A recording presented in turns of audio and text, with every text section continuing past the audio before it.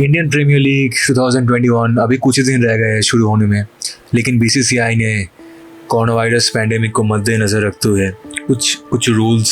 कुछ mandatory rules और regulations लाए हैं। मेनली 5 गेम के रूल्स और 10 टीम के रूल्स। तो आइए देखते हैं रूल्स क्या क्या है। सो the first rule is that soft signal is applicable anymore. Soft signal ने बहुत सारे कन्फ्यूजन्स और डिबेट्स क्रिएट किया है लास्ट कुछ ही हफ्तों में, तो इसलिए बीसीसीआई ने कम्प्लीटली सॉफ्ट सिग्नल को नॉन एप्लीकेबल कर दिया है। On field umpire still soft signal दे सकता है, लेकिन वो थर्ड अंपायर के डिसीजन में कुछ इन्फ्लुएंस नहीं करेगा। So the next rule is regarding the minimum over rate. तो अभी बीसीसीआई ने स्टिपुलेट कर दिया है कि टोटल मैच 180 मिनट्स तक ही चल सकता है, जो कि 3 घंटा है, और एक इनिंग्स 90 मिनट्स के अंदर ही ख़त्म करना होगा। और थर्ड है शॉर्ट रन के रूल। अभी थर्ड अंपायर भी शॉर्ट रन को चेक कर सकता है and has the power to overturn the decision made by the on field umpires. तो आपने देखा ही होगा पिछले सीज़न में एक बहुत बड़ा कंट्रोवर्सी हो गया था दिल्ली कैपिटल्स और पंजाब किंग्स के मैच में, जब एक रन शॉट देने की वजह से पंजाब हार गई।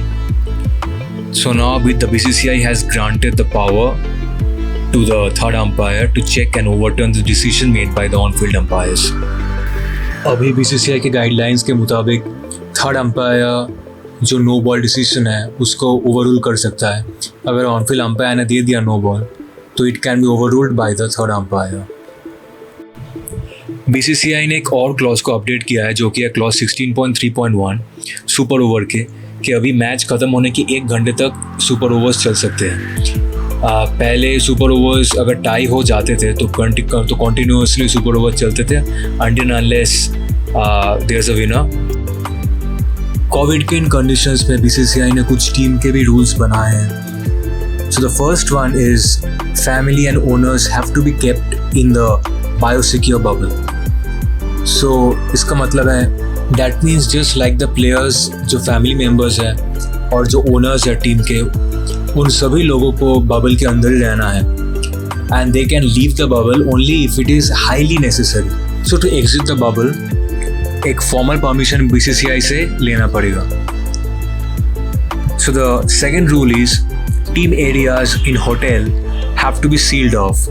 To ensure greater safety of the teams, BCCI has stipulated that teams should try and book entire hotels for their squads. तो टीम्स को उनके स्क्वाड्स के लिए एक entire होटल सजेस्ट किया है बुक करने को, और अगर वो पॉसिबल नहीं होता है तो एटलीस्ट एक entire wing of the hotel should be reserved for the team, so that they would be entirely sealed off for those not part of the group, ताकि वो बाहर के किसी ग्रुप के लिए एकदम ही unaccessible हो, so that this would prevent any chance of contact with people from outside. आप लोगों ने देखा ही होगा PSL temporarily suspend हो गया for this reason only primarily. The third rule is BCCI ने एक 4-member team of bubble integrity managers create किया है हर टीम के लिए, ताकि टीम के जो कोई भी हो वो बायोसिक्योर बबल के जो रूल्स एंड रेगुलेशंस हैं उसको वायलेट ना करे। And also this will ensure that players and the support staff adhere to the stringent rules. And it will be also with the responsibility of this group to inform the authorities about any breach of the protocols. अगर कोई protocols के breach हुआ तो इन लोगों का responsibility है कि वो higher authority को इसके बारे में inform करे। चौथा रूल है कि IPL authorities ने decide किया है जो players certain foreign locations से आ रहे हैं, लाइक यूके से, यूरोप से, साउथ अफ्रीका से, मिडल ईस्ट से, ब्राज़ील से, उन लोगों को एक 7 दिन का क्वारंटाइन पीरियड से गुजरना होगा, और and during that period of time they have to bear their cost themselves. 5वां रूल है कि इमीडिएट रिप्लेसमेंट ऑफ बॉल्स।